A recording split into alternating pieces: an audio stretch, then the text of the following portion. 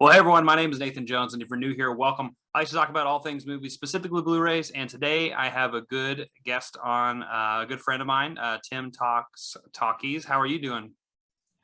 Doing good. Thank you so much for having me on here.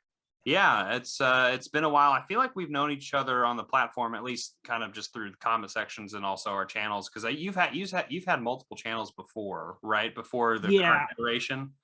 yeah. I had one previously, and I was kind of going through something not YouTube wise, but I deleted it. I shouldn't have. Then I restarted it up now, and it's not going anywhere.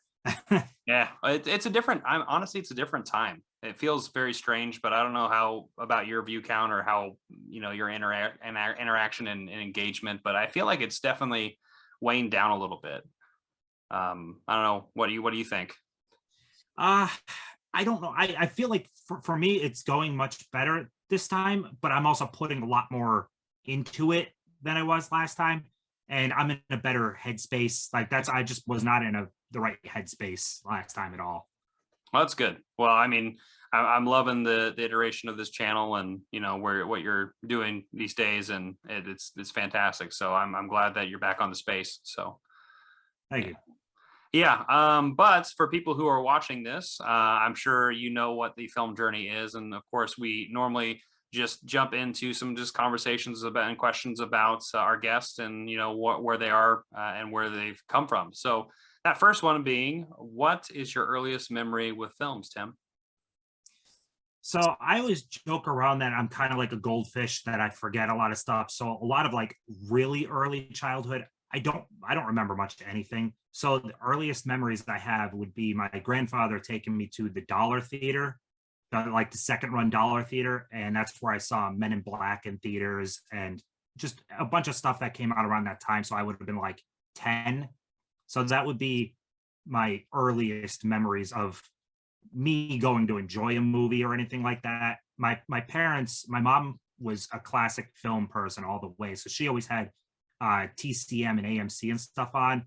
But at that age, I didn't really appreciate that stuff. So yeah, I would say somewhere around like 10 with my grandpa with the dollar theaters, which I miss dollar theaters. Yeah, I do too. I mean, we used to have one nearby where I lived, and it eventually turned into the 70th church here. But yeah, it was a really great place to go, and dollar theaters are a dime a dozen if you can find them. But it's funny that you bring up Men in Black and the goldfish bit, because the whole just forgetting what you're Yeah, doing with the pen, and then now you're so of I've course. been neuralized. Yeah, but that's what started it all, and that's why you can't remember the rest from there. But it's the opposite, though. You started with it, and then now you can't remember any of the rest. Yeah.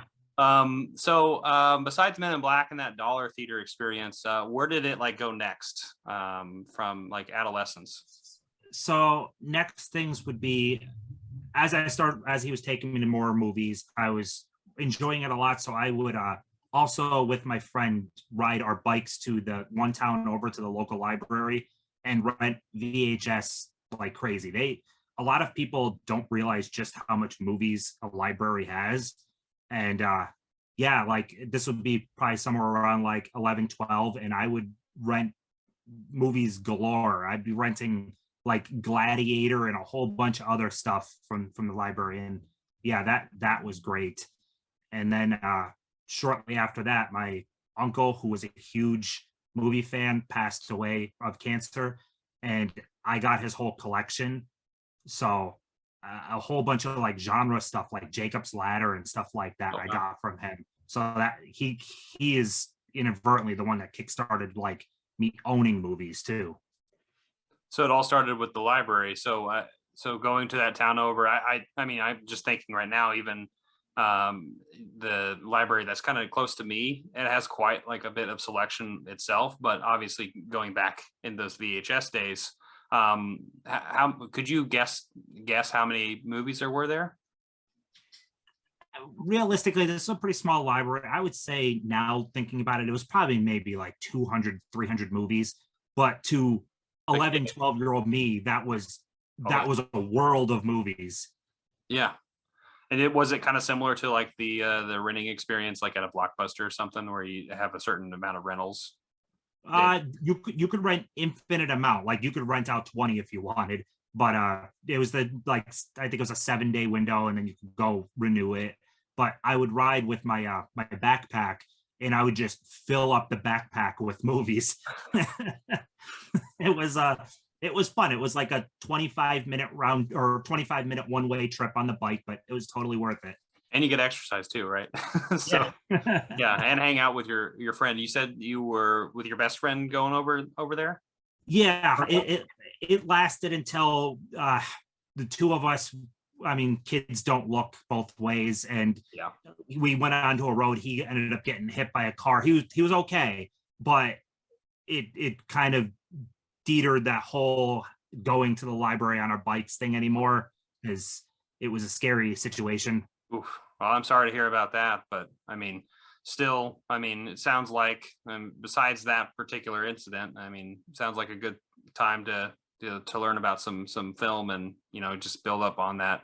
Um, but I guess moving on from that particular angle, so you said your uncle inadvertently just giving the collection to you, obviously, with that. I guess what were some of those first few titles that you remember, besides maybe Jacob's Ladder? So it was a lot of genre stuff. Like before this, we talked about RoboCop. RoboCop was in there. It was a lot of like sci-fi, action and horror. There was like Total Recall was in there. There was oddball stuff like Drowning Mona was in there too, which I don't know if you remember Drowning Mona, but a lot of it though is generally like sci-fi and action and horror and stuff. Yeah. What was this, like, middle teens or something like that? This would have been I looked this up recently. I think if I looked up, he passed in 2000, so I would have been either 12 going on 13 or just about 13, somewhere in that ballpark. So would that be more of, I mean, obviously with the library, and then having that collection, is what kickstarted and that catalyst of kind of collecting, I suppose? Yeah, that definitely started up the whole collecting mentality, because I mean, I didn't have a whole lot of money from that 13 to 16 when I started working. I mean, I was a paper boy in between, but I don't know if you know much of with the paper boy and how they make money, but it's very hard. And I ended up not making much money doing that. So I didn't get to buy very many movies in that time span of like 13 to 16.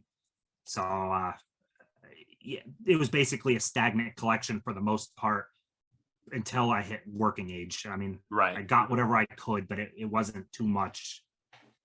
And then when you got that wage, was it more like, I know at least me, in my first job, around 16 years old, for me at least, I remember always getting the paycheck and then more or less spinning it and turning it over and spending it as quickly as I got it. The entire check. So I was paid bi-weekly. I worked at Long John Silver's. The entire check was gone within hours of getting it. Because I'm privileged in the fact that I don't have any siblings, so I'm the only child. My parents were great to me. So when I got the job, I wasn't expected to pay any bills or anything like that. This was just my money. So I blew it all. So I went to like Kmart and Walmart and everything, and I'd buy all the DVDs I can get my hands on at that point. That was early days of DVD too, because I was working there like 2003, 2004. That's pretty early DVD days. Yeah, those are prime DVD days too. I mean, right after, I mean, they've been around what, four or 5 years now by that point. Yeah, something like that. Well, that, yeah, like I said, that reminds me of me when but back then for me it was Magic the Gathering cards.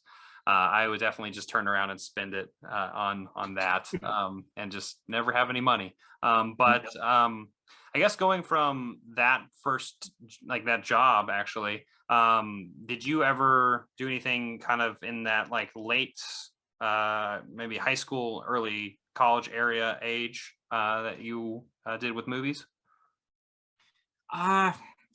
Nothing really besides just spending less per check.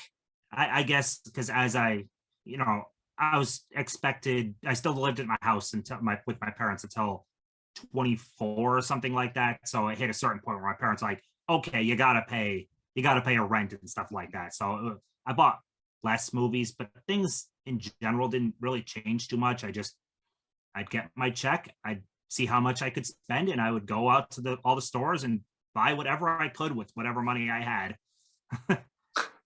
And that, I guess that would lead to where, in those mid 20s, like where you're at now. What about the last few years, especially for you, thinking about your collection and how it's evolved? Any particular titles that you'd like to kind of reference, or any memories that you have that would kickstart that? It's hard to think of like specific memories to like actual physical titles. Like I have memories of movies that mean something to me, but it's less like ones that are like a specific physical media item that holds a lot to me. But my collecting changed a little bit in the fact that, so I'm also privileged in that my best friends actually live with us. There's 4 adults in this house, because the way the world and the economy is now, it's tough. I could make it by with me and my wife's salary, but it's tight. So it helps all of us living in the house, and we all have more disposable income. So I'm privileged enough to be able to buy a pretty good amount of stuff, more than I was in my mid 20s when it was just my wife and I, and we were scrounging by. I'd cut the food budget down to like $20-30. We'll have hot dogs and ramen. So but we're gonna enjoy our movies, damn it.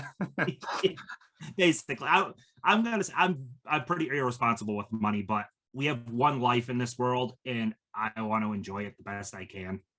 I'm of the similar ilk, although I will say, with the encroaching, what we were saying, economic things, I definitely am feeling that a little bit more myself. And I mean, I'm lucky enough to where I'm at, that I'm available to have the space that I have, right, and to have gotten to the point where I'm at. But just thinking long term about sustainability, it's definitely something you have to keep in mind, and that's something that I want to think about more and more as I've getting older myself. So I'm about to have a birthday. I'm turning 30 here in a month, so it's a big milestone for me. Yeah, no, that the 30s are better than the 20s too. I'll say that. Well, that's good. I already have sciatica, so we're gonna have to see where that goes. But anyway, so I guess moving and pivoting from like those memories of youth to adult, what are some of your favorite films that you are watching these days? Like modern ones, or just ones that hold more memories to me, I guess. I guess more memories to you. So It's a Wonderful Life holds a ton of memories to me. That's at least a once a year watch.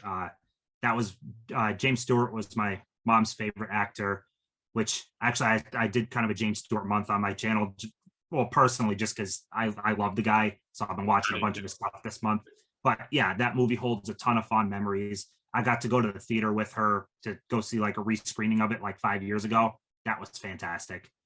So that one holds fond memories. The movie Dodgeball holds fond memories. That's the first date with my wife. That's a great date. It's such a fun movie. It is. It really is. I mean, I quote it. I probably quote it, less and less so nowadays because it's been so long. But I used to quote it literally every day. So yeah. And another one that holds a lot of fond memories is the first Evil Dead. Me and my wife are dating. I don't feel like it's all that long. Like we're both still in high school, and I'm over her house, and it's somewhere in the ballpark of like 11 o'clock. It's already the point where I should be leaving the house, and Evil Dead comes on in HBO or Cinemax, one of those types of channels. Yeah. And I'm like, April, you've never seen this movie. You got to watch the first couple of minutes of it. So we're standing there in front of the TV, and we're watching the first couple of minutes. And the first couple of minutes turns into about 15 minutes. And we're just standing there watching the movie. And then we're like, let's sit down on the coffee table and we'll watch a couple more minutes. We sat there on that coffee table and watched the entire movie. And I left at like 12:30 or 1 in the morning. Yeah. So that is just a great memory. I love that. you're just getting so enamored by it. It's like, oh, this is something. Yeah, that's I love that because and I can't think of very many times where you just get so enamored by something that you're just like, yeah, just a little bit more, right? And then you're just like, know what, we're stuck here. Yeah. um, It was funny though because it was still like a school night. what did she think? I'm assuming she really liked it since she was watching it. Yeah, she liked it quite a bit. She never she doesn't she can't really pick favorites for herself or what she really loves. It's hard for her to say that. So I don't really it's hard for me to gauge how much she really loves certain stuff, but she Sure. did seem to enjoy it. Yeah. I mean, I'm assuming she remembers that movie pretty fondly too. Oh yeah, she loves that memory. Yeah. So I mean, those are great films and also great memories associated with it. But I guess the pivot there would be, what about like recently? What are some things that you've really enjoyed? So like I said, I've been doing the James Stewart month. I got to watch Flight of the Phoenix for the first time. Ooh, I haven't picked that one up yet. I've been wanting to.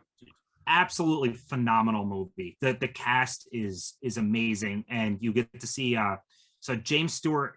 James Stewart typically played the everyman, lovable type of guy. Yeah, he's kind of an ass in the movie, and his counterpart is Richard Attenborough's character, which is great, and they're kind of like friendship but sparring going on. It's tremendous. Like I thought that was a fantastic movie.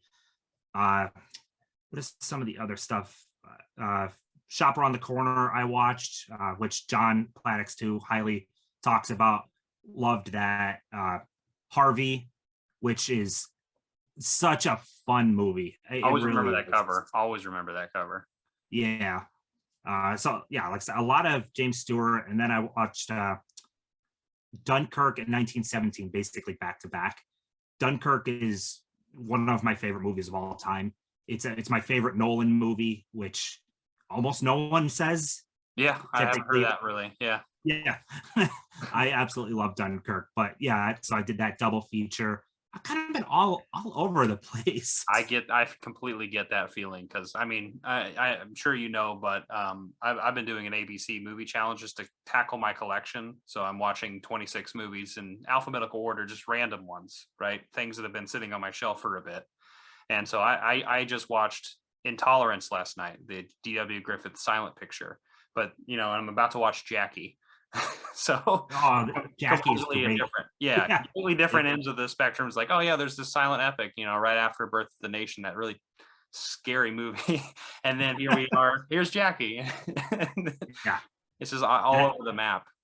Yep. And I kind of like that though. I try really hard to do the hard set theme stuff, and I really try to stick to it, but I find myself veering off often. I can't, my mind can't stay on just one topic all month long. I just, for some reason, it's can't hard. Yeah, I can't do it. Even I try every year the 31 days of Halloween. I've never done all 31 days. It doesn't work. I can't do it. Your mood shifts. I mean, that's the thing. And I mean, luckily about this particular thing that I'm doing, luckily there's so much randomness to it anyway. So it's like, I can do that. Like although sometimes I'm like, I picked a film, like Intolerance or something where it's like, oh, this is going to be a slog because it's so long. And like, I don't know if I should, it's like, I can break it. I can do it, but obviously, I'll like watch The Northman or something. Like I want to go watch that right now because it's in theaters, or I want to, pick up the RoboCop, right? I'm always like, I might want to watch RoboCop now since it just came out, because all these distractions going on and life happens, right? So yeah. Well, those are excellent picks, and a lot of those things that I kind of want to watch now, like Flight of the Phoenix. Oh, it's such a great release. I love it. I'm just glad to see more Jamie Stewart films. Actually, just recently got Shenandoah, so I haven't seen that one yet, from Kino Lorber, and I've been wanting to. I have to dive more into. So my biggest blind spot for him is the Westerns, which he did a fair amount of Westerns, but Westerns have never been, like, if I could pick one genre that just doesn't click with me for some reason, it's Westerns. Like, there's stuff in the Western genre I like, but it's like few and far between, right, on a grand scope. Have you seen The Man Who Shot Liberty Valance? No, I'm looking forward to the 4K coming. Yeah, because I just got an update on that from Amazon. It's like, yeah. hey, it's coming. It's like, ooh. So. Yeah, I'm super looking forward to it. I have the entire Paramount Presents line. I'm really excited that they're switching over to 4K for at least some titles. So yeah, well, that's a perfect one because, like I was saying, with you talking about westerns not being your particular favorite, that's my favorite western. So if that says something about that particular title and that being their first 4K, I think it's going to be a good one to check out. And it's Jimmy Stewart too, right? So yeah, I forgot. If at worst, I can't go wrong with him. Like, I always like him, even when his character is unlikable. There's just, he is likable. Yeah, there's something. Yeah, just something about his voice and his mannerisms that you can't quit him. So yeah. So I guess thinking about some of those like more recent releases, what are some of the things that you're looking forward to coming out, I guess? So my number one, like, absolutely, if I had to pick one title that I'm super excited for, it's The Night of the Hunter 4K from Kino. I'm over the moon excited for that. Where's it? I know where it's at, somewhere around here. It always likes to evade me. Sorry, after hearing The Hunt, I cannot wait for that either. I love this movie so much. It is amazing. It's sad that that's like Charles Lawton didn't have more of a like, that movie is amazing, but I guess people just didn't appreciate it in the time, because I mean, for a 50s movie, generally, so the 50s are a lot of light and fluffy because it's the next decade after the war. A lot of people wanted more fun. Right. There's not as many dark movies in the 50s, and that is a really dark in tone movie. Oh yeah. And Lillian Gish is in it too. And speaking of Intolerance, I had to just give a little shout. She's in that too. So yeah, and like, just seeing the wife in the car in the river, it's like, oh my gosh, like, this movie had balls to it in the 50s for what it showed. So it's a shame we didn't get more from Charles Lawton. Like, he could have really been a master director. Yeah, I completely agree, and that movie terrifies me still, and I still watch it. I definitely think it's a perfect film. I mean, I've talked about it a lot on my channel just because of how much I love it. So yeah, I'm looking forward to that 4K too. I mean, that's the thing, is like Criterion lost the rights to some of their titles, and now the Kino's putting out all the 4K. So I'm like, damn it, I have to get them. Yeah, same thing's happening. I'm super excited for 12 Angry Men getting a 4K also. Oh my god, yeah. 12 Angry Men is another one. It's perfect. Yeah, I absolutely adore that movie, and I can't wait to see it in 4K. And even on the 12 Angry Men topic, have you ever seen the 1997 remake? I have it over there on the shelf. I have not yet. So I know saying remakes are just as good is kind of controversial, especially when you're talking about 12 Angry Men is one of the greatest movies of all time.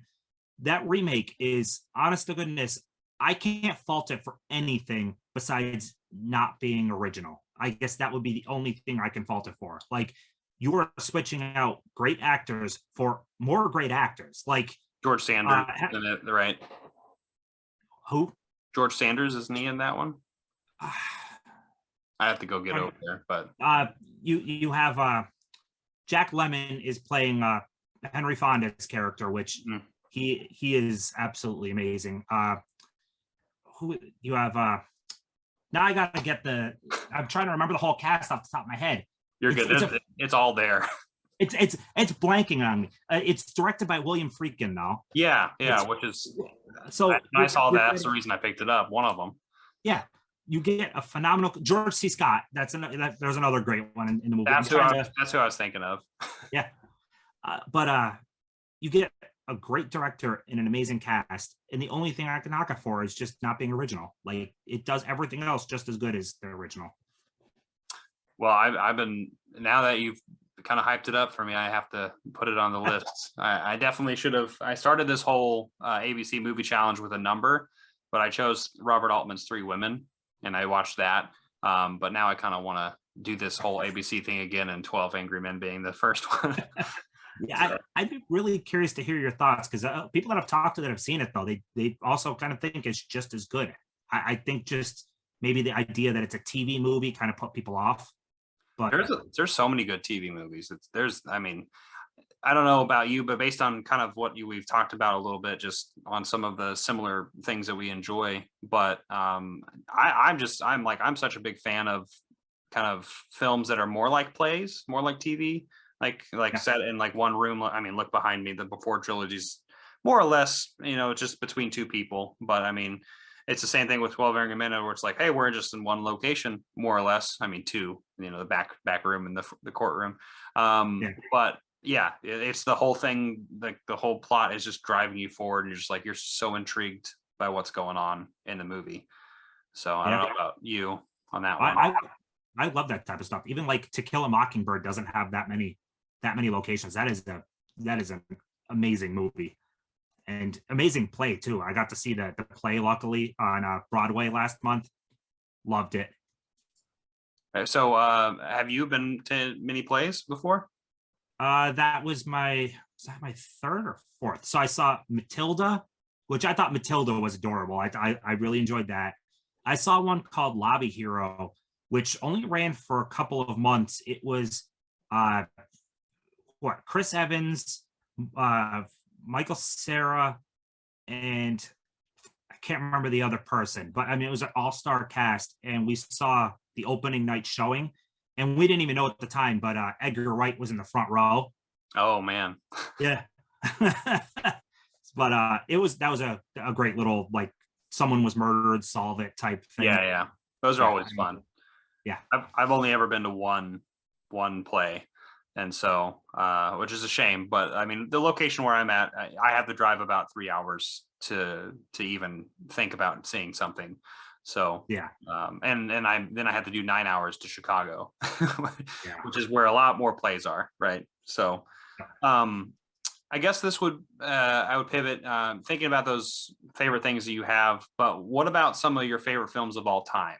Do you have any films that like particularly stand out? Like, I guess it's The Wonderful Life is one of them. So I can always say my top three so my top one is Jurassic Park. It's been Jurassic Park for a long time, and I don't really see that changing. There's something about that Spielberg wonder that's in that movie. I love dinosaurs. The cast is great. It's endlessly rewatchable. The John Williams score, it's personally my favorite score I of see his. it behind you on your door. Yeah, I got the Lego set, Yeah. and I got the print on the door. Yeah, I love that movie. Second one is Ghostbusters. I love Ghostbusters so much. There's something about a lot of comedy now is more like ad-libbed and everything. Mhm. It's not like a sharply written script.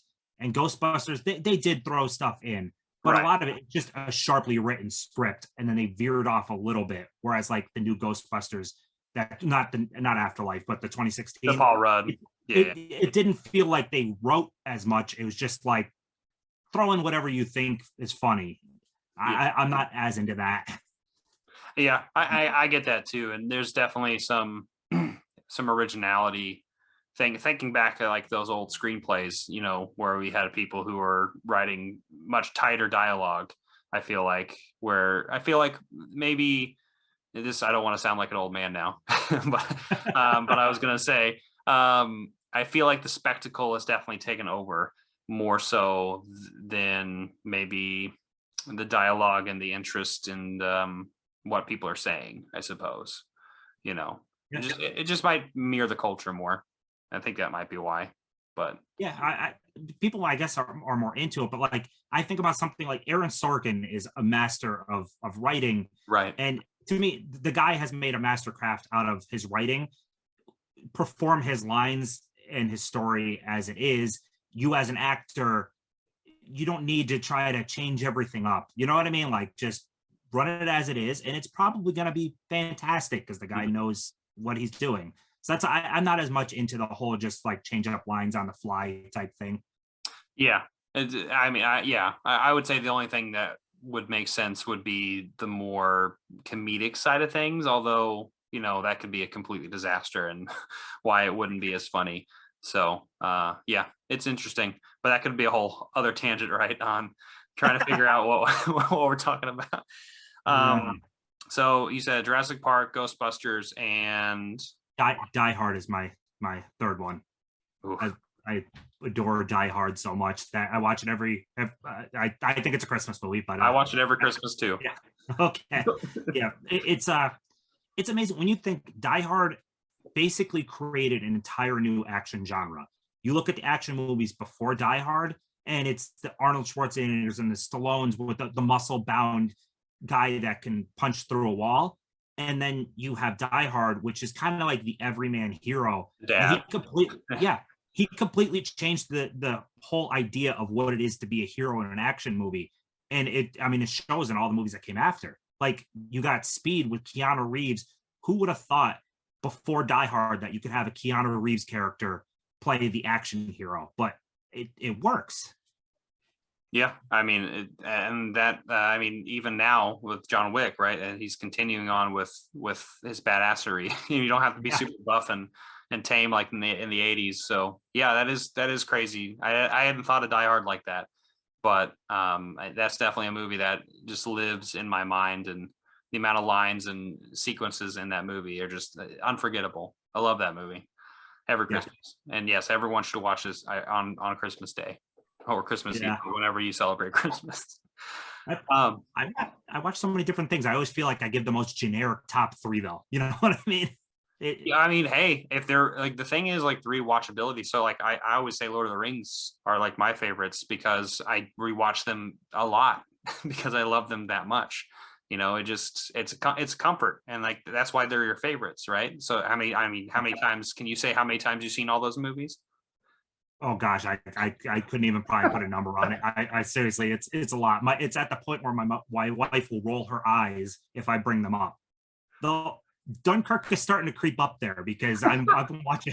That movie's not even that old, and I've watched it way too many times. Well, I brought up recently, I was talking to my friend KB. He just started up his channel, and I just recently talked about. He asked me my favorite Christopher Nolan film, and I'm like, Interstellar's mine, which is, I think, another one that's not really talked about that much. No, and I just happen to have the steelbook right here. It's a fantastic movie. It really. I love that movie. I have my 4K copy over there. I had an old Blu-ray copy that has like an IMAX reel with it, and so I kept that reel and stuck it in there. But I remember exactly where I was when I watched that movie. And I think that's why I think I love it so much. Did something happen with you in Dunkirk when you saw it? I don't know. The only thing I could think of is maybe that I think that's the year I watched the most Oscar movies. Like I always try every year to watch as many as I can. And that year I watched darn near all of them. And I was just pulling so hard for Dunkirk and like everything it was nominated in. So maybe something like that. But it's just, there's something about the way the story is told with, you get three separate, you get the beach, the sea, and the air, and just the way everything interweaves with each other. I don't know. To me, it's a perfect film. I love that movie so much. Once again, I'm going to have to add it to my queue again of things I need to rewatch. And I mean, that's the other thing is like how many, I don't want to ask a number, but how many of the things that you have you, what's the ratio of seen versus unseen? Not gonna lie, it would probably be like a 50-50 or maybe 60-40 split with the seen and then unseen. I do a lot of blind buying, like quite a bit of blind buying. As do I. Yeah. The intention always is I'm going to see it. I just sometimes it might be a week later after I buy it, or it might literally be 2 years after I buy it. I like to know that it's on the shelf, and when I am ready, I could just pull it off and watch it. I don't need to like figure out, is this in print? Is it not in print? Or if I'm in the mood, I can watch it right now. I don't have to wait for it to get shipped to me. Yeah. I'm the same exact way, and it's always future based for me. That future being a day or weeks, months, years, and that's why I'm doing the ABC challenge. Like one of the movies I have, Le'Veon Rose, the Marion Cotillard movie. I've had that Blu-ray for like 5 years, but I have not seen that movie, and that's the L on my list. Is like I gotta check it out. Eventually, I'll watch it, right? But I think about this in the future context. So, and blind buying, like you were saying, I think we're on kind of similar pages here. It's like, for me, it's discovery, right? I know I'm going to watch something for me, at least when I'm watching a movie, I'm usually going to get something out of it. Even if it's a movie that's like a B movie or a movie that is not necessarily the greatest thing in the world, but I liked it, some parts of it. I still enjoyed the view. But what about you? Yeah, I mean, I take something out of everything. Also, I am very lenient on movies. I even stuff that like something like Moonfall. I'm actually excited to see Moonfall. And I think it's going to be bad, but as long as it's entertaining, kind of like 2012. Right. As long as I get entertainment from it, I don't really care that it's not a good movie. Like I just want entertainment. So if I get entertainment out of my blind buy, I'm thrilled. And it happens 9 times out of 10. I get some kind of enjoyment out of the movie. There's the few and far between where it's just like, oh my gosh, I will never pop this in again. But luckily, that's not too bad. Yeah, that doesn't happen to me very often either. But luckily, it's like you were saying. I remember early on in my collecting days where I definitely got a little bit snobby when I started like really collecting, and I thought about it a little bit, and I'm like, I cannot buy things that are bad. Like, I can't watch movies that are like just trash. And in my mind, I'm like, nowadays, I have things like Troll 2 over there, or The Room. Oh, Troll 2. Yeah. It's so fun because of how bad it is. Exactly. Yeah. And I have like Uncle Drew over there. I'm like, because I'm a big basketball fan, and I'm like, I gotta watch that, because even though this is not a good movie, it's just like I just love the train wreck. I don't know how to describe. Yeah, there's something about it. Like the Daddy's Home movies, they're just generic comedies, but I get laughs out of them, and that's all that matters. Like, no, I wouldn't put them on a top 100 or even a top 500 list, but I get enjoyment, and that's all that really matters. Yeah, I mean that's what's so great about the medium that we love, and I'm glad that we have the diversity of the things that we can watch. Something like behind me, like Princess Bride, right? Or we could look at something like the Coco trilogy. Like, those are completely different films. And tone and enjoyability. I'll watch Princess Bride a million times because that's one of my favorite movies ever of all time. But I'll watch the Coco trilogy a couple times. I don't need to watch it every year. But I love the diversity of these things that we watch, and I'm glad that we have the means to do this, right? So yeah. Go ahead. No, you're gonna. Yeah, I was just gonna say, it is crazy how sometimes I'll think about what is a favorite, even though I haven't seen it a whole lot of times. Like, I'm actually wearing a Blade Runner 2049 hoodie, and I've only seen the movie a few times because it's not you have to be in the right frame of mind for it. It's an immense movie. Yeah, but I absolutely love it. So like it is weird. Like, so I'll have something like Die Hard that I've seen 100+ times, and then something like Blade Runner 2049 that I've only seen like 3 times, but I love them both. Yeah, no, I completely get that. I mean, I have a movie poster of A Ghost Story, the Casey Affleck and Rooney Mara film, and I actually have an attachment to that, something that happened in my life when I watched that film, that brings me back to that spot where I was. And I love that movie so much. I've only seen it once. I saw it in the theater, and I remember that exact day, and I remember what I was feeling. I have the movie on over there on the shelf. Haven't plugged it in. It's been 6 years since it came out or whatever. And I mean, I don't plan on watching it anytime soon, but I know it's there, and it's one of my favorite. There's a reason I have a poster of it. It's like that. That's how much I love that movie. So, yeah. But I'm gonna rewatch Die Hard every Christmas. Yeah. Yep. I guess moving on away from some of the movies, what about some of your favorite actors? I know you mentioned Jimmy Stewart. Do you have any favorite actors or directors that come to mind? So besides him, older wise, I also absolutely love Cary Grant. Cary Grant had a lot of the same charisma that James Stewart has. There's something about, even when he has movies where he's playing a despicable character. Oh yeah. But he's just great. He commands the screen. So yeah, I love him. And also even on newer actors, I really enjoy Ryan Gosling. I think he, I don't know, it's lately the past 10-15 years, the guy just picks the right scripts and he is amazing. So a big fan of him. And I love Bruce Campbell. As crappy as most of his filmography is, It's too much fun. yeah, that's just that he could be in the schlockiest C movie, but I enjoy watching him. So there's just, I don't know, he brings a smile to my face. And then actress wise, love Audrey Hepburn, love her. And newer wise, I love Emma Stone. Nice. Yeah. Well, I like how you picked Grant and Hepburn. I'm assuming you like Charade quite a bit. Yes. Oh, Charade is the best Hitchcock movie that's not a Hitchcock movie. Right. Yeah. I just got Arabesque, which is another Stanley Donen. That was one of my more recent pickups, which carries over. And I'm like, I had to get it. It has got Gregory Peck in it, but I guess he was on the same mindset. He was like, I need somebody who looks kind of like Cary Grant and kind of in that same role and try to do some kind of heist comedy.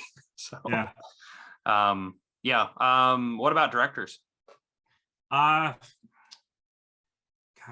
So I love Denis Villeneuve, like everything I've seen, but I haven't seen all his stuff, so it's hard to. I haven't seen his like first few films. Yeah, So. like I keep hearing how amazing Enemy is. I gotta pop that in at some point. Enemy is great. Not a what he has directed, but I love Taylor Sheridan that does. Yeah. So he is like a heavy hitter with, he can direct well, because I thought Wind River was amazing. Yeah, and his writing, like Hell or High Water, is incredible. So he's another one. If I see his name attached, I will watch it without a doubt. Writing, directing, I don't care. Like Sicario, I get Denis Villeneuve and Taylor Sheridan. Yeah, it's great. I remember that theater experience. That was like a woo, especially that scene where they get into that house at the very beginning. And I'm like, and then of course on the freeway. Yeah. Just, it's so intense. And I think Taylor has that intensity in things that he writes and also directs. Yeah. Any like, I guess those are more recent directors. Any ones in the past that come to mind? So Frank Capra, which, I mean, my gosh, the amount of classics he directed. So many good ones. So many. And this is generic, but Hitchcock. I mean, Hitchcock there's a reason he's one of the best. Yeah, I just watched. I actually just had a whole Hitchcock month last month, where I was watching mostly his silent movies. I had the Kino Lorber 5-film silent picture international collection, the British ones, and I'm like, I had just picked up The Lodger, I think, from the Criterion sale, and I watched that, and I'm like, you know what? It's time to watch all the Hitchcock films I have not seen yet. So yeah, and I mean, it's crazy. He has like, what is it, low 50s some movies. I mean, he has a huge filmography, and so much of it is just top notch. Yeah, like it's starting to get more love now, but I love Rope. Oh, that's one of my absolute favorites. Yeah. It's incredible. It's starting to get more love now, which is nice. Yeah, I need to get that 4K. I need to get those 4Ks from Kino, or there's Universal, right? Yeah, just general Universal releases. Yeah. I need to get those. I need to stop talking about movies we need to buy. I'm hoping we get a 4K though for North by Northwest, because that's not Universal. So I don't know. I think it's Warner Brothers maybe, but either way, I hope that comes. Yeah, that one. So picturesque, like the Mount Rushmore would look amazing in 4K. Those fields when he's getting chased down by the plane. I'm sure it would be. Yeah, I'm sure they would do a good job on it. So yeah, I mean, I think it's behind me somewhere. I think a lot of people probably have that Alfred Hitchcock collection, like 14 of the films, and like that slipcase. I don't know where it's at. Somewhere around here. I'm talking about. Anyway, I have the House of Hitchcock one, the one with the lenticular that it has like the Psycho house, but that's a really cool set. Oh, I wish I had that set. That sounds awesome though. Man, Psycho. That's another 4K I gotta get. So, I guess thinking about all those people that you enjoy and also their work, right?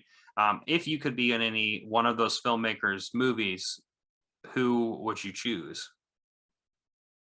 Hmm. That's tough because so like maybe Frank Capra because I read how much fun he was. Also, like Hitchcock, I heard was very demanding Yeah, he on had set. cattle prods. I don't think I would want to be in one of his movies necessarily, but maybe Frank Capra with along with James Stewart, like that would be a lot of fun. I think. Yeah, I like that choice. I mean, when you said Frank Capra, that just like I don't know what it is, but I mean, I think so. Frank Capra, and then over in the UK, like just thinking of Powell and Pressburger, like both of those filmmakers. I don't know what it is about those ones in particular, but they just bring a big smile to my face. Just because I don't know if you like feel like they have heart in their movies, Yeah. and really shows. So man, yeah, Frank Capra, I can't say his name right. Yeah, that's a good choice. That's a good choice. I've come up with a question, but I've not thought about an answer for myself. It's crazy. Frank Capra basically dominated the 30s. Mm-hmm. Like, my gosh, he won multiple of his movies. Won Best Picture. He won Best Director. Just made incredible stuff. And then it hit the 40s after the war. He only had a couple of movies before just his career basically ended. Yeah. Well, it's strange. I mean, I'm assuming you've seen Five Come Back, or No, know I've not. about it. No. Well, it's I know it's a book, but it also became a Netflix documentary about the five of the directors that were before and then also during and then after the war who went and fought. John Ford being one of them, Frank Capra being another, and of course I'm just blanking right now on some of those other directors at that time that were like really really big, and it's driving me insane that I can't remember. But it's certainly worthy of checking it out. I definitely would have to check that out because I know just from the reading, Frank Capra and James Stewart had the same idea where they wanted to come back and they wanted to do fun, light, and fluffy because they had horrible, serious stuff they saw in person and they didn't want to deal with any of that type of stuff after coming back. So That's totally fair. Yeah, I would feel the same way, but I'm not sure what happened with Frank Capra's career though. Like it's just he had It's a Wonderful Life and a couple other things, and then just stopped. What was his last movie? I mean, he did a couple of things here and there after. I'm not sure. Like if you look at his IMDb, it really tapers off after It's a Wonderful Life, like massively. Huh. I mean, well, he can go home with that one, but I guess he's like, no, I did my job. So, yeah. What about favorite film decade? Do you have one of those? Probably it would be 80s overall, but I do love the 50s also. So it would be 80s first and then 50s next. I love how those are like almost the polar opposites, right? But I love it though, in so many different ways. Can you elaborate on some of those 80s and 50s? So 80s, I use the word fun a lot, but 80s I just get it. It's just fun. I get Breakfast Club and Ferris Bueller and Die Hard. I get Evil Dead 2. Like it's full of movies that are endlessly rewatchable and that I love. And then on the other side, the 50s just had like a bunch of all-time classics. That was Audrey Hepburn was in her prime for a lot of great stuff. So love her. That's like the decade for monster movies. The Blob is a great one. I love. Oh my God. Yeah, I have that over here too. Where you at? Where you at, Steve McQueen? There he is. You get such a fun performance from Steve McQueen in that. Yeah, I need to watch more of his works. I've only seen. I'd like to get that Great Escape 4K too. I have not seen that 4K yet, but too many good movies. I guess kind of encompassing all this together, thinking about your overall journey and kind of your favorite, directors and artists and actors and where you're at now. I guess outside of watching film, how is this passion that you've done with collecting and, you know, sharing it with the world with your channel, of course, how has that impacted your worldview? Uh, I mean, movies in general have impacted my worldview a lot. Like so I guess when I was younger, I didn't put much thought into, I guess, rights for people or anything like that. And when you watch a movie, you can see the perspective of someone that's African American, what they've dealt with, or LGBTQ rights and things like that, that just, they don't impact me personally in my life, but like I get to see perspective on what other people are struggling with. And I mean, movies have just opened up a whole world, especially like documentaries and stuff like that. So my worldview has massively changed since I've really gotten into movies. I try to watch more movies and documentaries than the news, because the news is just, it's all shaped by whoever is showing the news. Right. Versus Yeah. I don't know, movies and documentaries, they show you so much about the world. They sure do. What about some documentaries that you've watched that you liked? So one I really love and I recommend it often. It actually got the Criterion, I think it was last year, but Minding the Gap. Oh, I love that movie. Yeah. Loved it. So I was a big skateboarder back when I was like 14, 15, 16. I loved skateboarding. And that's kind of why I went into the documentary was, oh, it's got skateboarding in it, but it's so much deeper than skateboarding. It's about masculinity and what it means to be a man growing up. And it's just like, that movie is deep, or that documentary is deep, and it really hits. And the fact that kid filmed so much that you're seeing like them growing up, it hits. I mean, I've really enjoyed that one. Yeah, that's an incredible film, and it reminds me of the 90s in particular, with how much skateboarding was like a huge. I never really skated because I was just too tall and like lanky and not very coordinated myself. I'm just like, you know what, razor scooter, I can do those. I can ride on my bike, but skating though, I'm gonna break my hip, like any bone in my body, if I tried to do that. But I do remember playing Tony Hawk Pro Skater and being around all my friends who skate, and yeah, and besides that though, you know, obviously it touching on a lot deeper subjects is unexpected, I think. Yeah. And so I think that's what makes documentary. I mean, like I have two behind me, the OJ Made in America and The Last Dance, which are more sports documentaries. I mean, OJ's kind of sports, more of a crime, right? Yeah. Yeah. But man, documentaries have changed my mind on so many things. I mean, like I wasn't into sports really, but like now, like I'm heavily into sports, and it's mainly from documentaries. Yeah. I wish I can. I think it was called Lifeboat. So because I said I watched a whole bunch of stuff during the Oscars, I try to watch as much as I can. One of the Oscar shorts from a couple of years ago really hit me. One of the short documentaries. It was called Lifeboat, and it was about, I can't remember which country they were refugees from, but it's about refugees that hop on a lifeboat, way more people than they should be, and they take to the open seas trying to look for a better life with no legitimate plan, but it's better than what they're facing at home. It's just like, it's only like 30 minutes, but it's so eye-opening. Like these people are risking their lives to hop on this raft with just a hope that you find land in another country. I can't fathom being a refugee or being in that position. So it's just stuff like that just really makes you see a different perspective that I would never experience. Yeah, I mean that's the power of film, I think, and I think that's why it's so spellbinding for all of us. I mean, you know, you can't put words to it. I feel like every time I ever hear the end of this whole entire film journey, when someone says something, I'm like, I don't know how to respond. Right? It's like I shot myself in the foot there. That one. I guess any kind of last words on the film journey, or anything that you'd like to add?